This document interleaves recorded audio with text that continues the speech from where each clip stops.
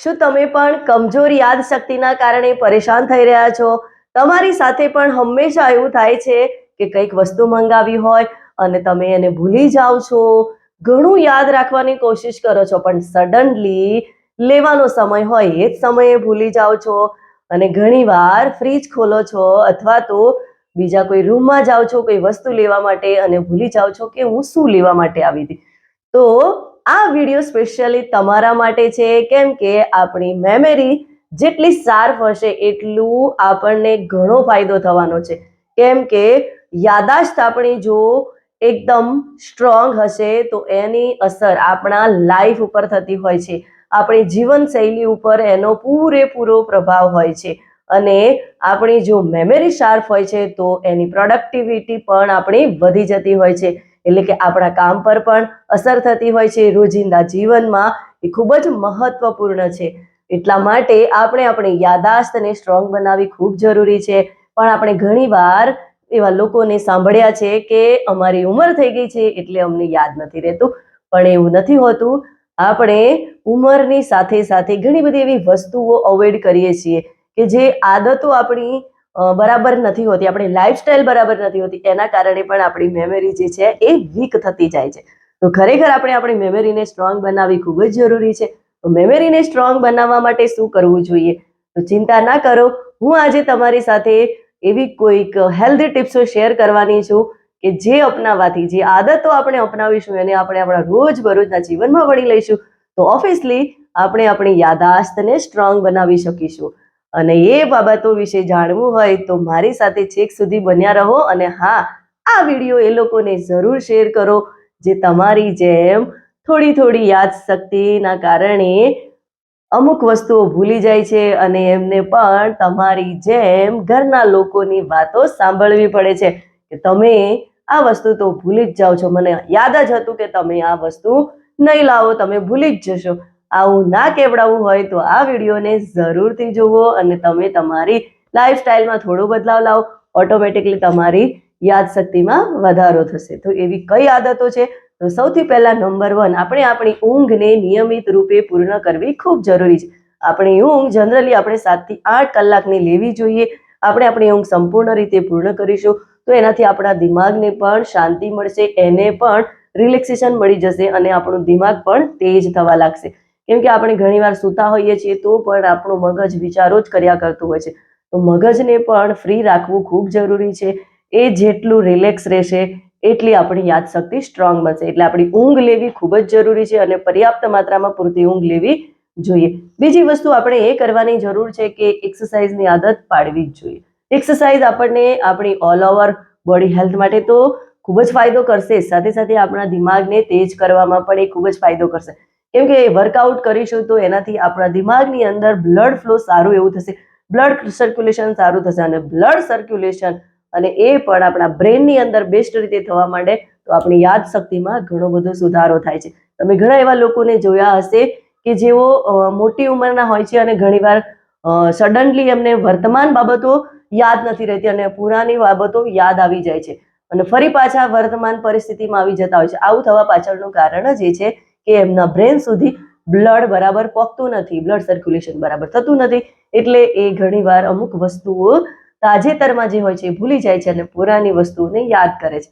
આવું ના થાય એના માટે આપણે પર્યાપ્ત માત્રામાં એક્સરસાઇઝ કરવી ખૂબ જરૂરી છે. એના માટે તમે ઝુમ્બા કરો, યોગા કરો, ડાન્સ કરો અથવા તો રનિંગ કરો, સ્વિમિંગ કરો, તમને જે પસંદ હોય એ વર્કઆઉટ કરો. વર્કઆઉટ કરવું ખૂબ જરૂરી છે, એક્ટિવ રહેવું ખૂબ જરૂરી છે. અને એ સાથે સાથે જ ત્રીજો મેઇન સુધારો આદત આપણે એ કેળવવાની છે અને એ છે આપણા ભોજનની અંદર એવી વસ્તુઓ સામેલ કરવાની છે કે જે આપણા દિમાગને તેજ કરે અને એમાં સૌથી વધારે ગ્રીન શાકભાજી આપણે સામેલ કરવાના છે. સાથે સાથે નટ્સ અને બીજ, એટલે કે કદ્દુના, સનફ્લાવરના આવા બીજ આપણે લઈશું તો પણ આપણા દિમાગને સ્ટ્રોંગ બનાવવામાં ખૂબ જ ફાયદો કરશે. કેમ કે એની અંદર ઓમેગા 3 ફેટી એસિડ હોય છે અને ઓમેગા 3 ફેટી એસિડ આપણા હાર્ટ માટે તો હેલ્ધી છે જ, પણ આપણા દિમાગને પણ તેજ કરે છે. એટલે આપણે ખાવાનું પૌષ્ટિક લેવું ખૂબ જ જરૂરી છે અને ઓઇલી જંક ફૂડથી આપણે દૂર રહેવું જોઈએ. અને સાથે સાથે આપણે એવી ગેમ કે જે માઇન્ડને શાર્પ કરે છે એવી ગેમ રમવી જોઈએ અને એમાં આપણે કોયડા છે અથવા તો એવી માઇન્ડને એક્ટિવ કરવાવાળી ગેમો આવે છે, એ ગેમ પર આપણે થોડું ફોકસ કરવું જોઈએ. એનાથી આપણું દિમાગ તેજ બનશે, દિમાગને કંઈક નવું જાણવા મળશે અને એ તરત જ એને મતલબ એકદમ શાર્પ થવામાં આપણને આવી બધી ગેમો ખૂબ જ મહત્વપૂર્ણ ભાગ ભજવતી હોય છે. તો આપણે આવી બ્રેનને એક્ટિવ કરવાવાળી ગેમો પણ રમવી જોઈએ. અને સાથે સાથે સોશિયલી એક્ટિવ રહેવું ખૂબ જ જરૂરી છે. આપણે જેટલા સોશિયલમાં જઈશું, બીજા લોકો સાથે મળતા રહીશું, તો આપણા દિમાગને એક શાંતિનો અહેસાસ થાય છે, આપણે ખુશ રહીએ છીએ, આપણને અંદરથી ખુશી ફીલ થાય છે અને એના કારણે આપણું દિમાગ પણ તેજ થાય છે. એટલે સોશિયલી આપણે એક્ટિવ રહેવું જોઈએ. કંઈ ને કંઈ પ્રોગ્રામોમાં અથવા તો કોઈ એવું ગેધરિંગ હોય એમાં આપણે જતા આવતા રહેવું જોઈએ. અને એની સાથે સાથે જ આપણે માઇન્ડફુલનેસ તકનીક ઉપર પણ ધ્યાન આપવું જોઈએ. માઇન્ડફુલનેસ તકનીકો શીખી લેવી જોઈએ, જેમ કે મેડિટેશન કરવાથી આપણને ઘણો જ ફાયદો થાય છે. આપણું દિમાગ શાંત રહેતું થાય છે અને સારી રીતે નિર્ણયો લેતું થાય છે. અને એની સાથે સાથે આપણી યાદાશ્ત પણ જે છે એ સ્ટ્રોંગ બનતી જાય છે. તો આ પણ આપણે કરવું જરૂરી છે, ખૂબ જ જરૂરી છે. અને એ સાથે સાથે જ તમારે સ્ટ્રેસ ફ્રી રહેવાની જરૂર છે, સ્ટ્રેસને મેન્ટેન કરવાની જરૂર છે. કેમ કે આજની લાઈફસ્ટાઈલમાં તણાવ, સ્ટ્રેસ લોકોના જીવનમાં ઘર કરી ગયું છે. એ એમના જીવનમાંથી બહાર નીકળવા માટે તૈયાર નથી. તો ખરેખર આપણે આપણા સ્ટ્રેસને મેન્ટેન કરવું ખૂબ જરૂરી છે. કેમ કે સ્ટ્રેસ, ગુસ્સો આવી બધી વસ્તુના લીધે આપણી યાદાશ્ત કમજોર થતી જાય છે. અને ઘણીવાર તમે રિયલાઇઝ કર્યું હશે કે કોઈ વસ્તુ તમે શોધતા હોય અને તમારે એની ઇમરજન્સી જરૂર હોય અને એ વસ્તુ ના મળે, તમને ગુસ્સો આવે છે અને એ વસ્તુ તમારી સામે પડી હોય છે, છતાં તમને એ વસ્તુ મળતી નથી. અને 1-2 દિવસ પછી એ જ વસ્તુ જે જગ્યાએ તમે શોધતા જ બિલકુલ આમ નજરની સામે હોય છે અને તમને એમ થાય છે કે યાર, એ દિવસે તો મને આ વસ્તુ મળી જ નહીં. કેમ ના મળી? તો કે ગુસ્સો આપણો એટલો બધો હતો, એના કારણે આપણને ઘણી બધી વસ્તુ આપણે ભૂલી જતા હોય છે, દેખાતું હોય છતાં પણ આપણને ધ્યાનમાં નથી આવતું. આવી બાબતો ના થાય એના માટે આપણે સ્ટ્રેસને મેન્ટેન કરવો ખૂબ જરૂરી છે અને તણાવ ફ્રી રહેવું ખૂબ જરૂરી છે.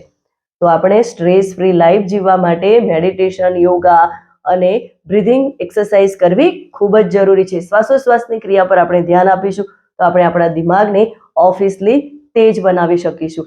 તો ખરેખર આપણે આપણા દિમાગને તેજ કરવું હોય તો આ બધી બાબતો ઉપર ધ્યાન રાખવું ખૂબ જ જરૂરી છે. આ બધી બાબતોને આપણે જો ફોલો કરતા રહીશું તો આપણે આપણી યાદાશ્તમાં વધારો કરી શકીશું, આપણી એકાગ્રતામાં વધારો થશે અને એના કારણે આપણી કામ કરવાની પ્રોડક્ટિવિટી વધી જશે, જીવન જીવવાની મજા આવશે.